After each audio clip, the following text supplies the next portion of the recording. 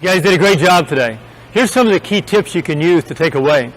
One of the things you want to do, your skill level is based a lot on how much you move your feet.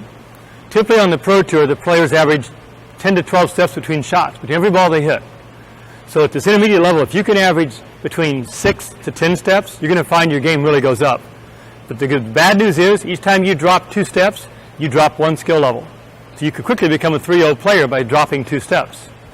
The other part that's really important as you're playing is paying attention to attention. So on a scale of 1 to 10, if 10 was the max and 1 was the worst, if your attention level is at 8, 9, or 10, you're competitive.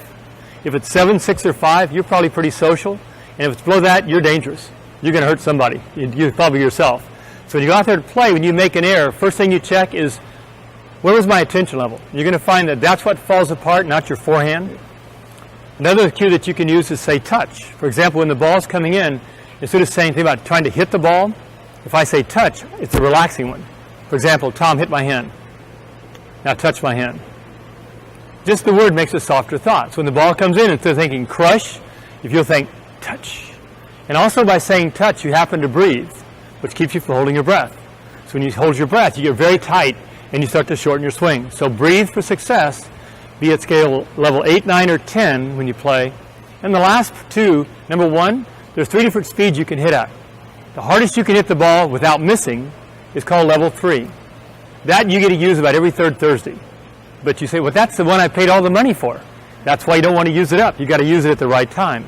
Level 2 would be a rally speed. That's one if I said, let's go rally 10 balls in a row. And level 1 is a slow, loopy, spinny ball that everybody hates.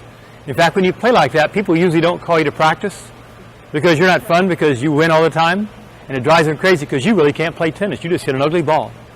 So recognize when you play, your real goal is to recognize what speed do I need to play. Level 1, level 2, or level 3. If Hope hits a level 3 ball to me, level 3 shouldn't be my response. I should use level 1 or 2 at the most. If she hits a level 2 ball to me, I can use level 2 back.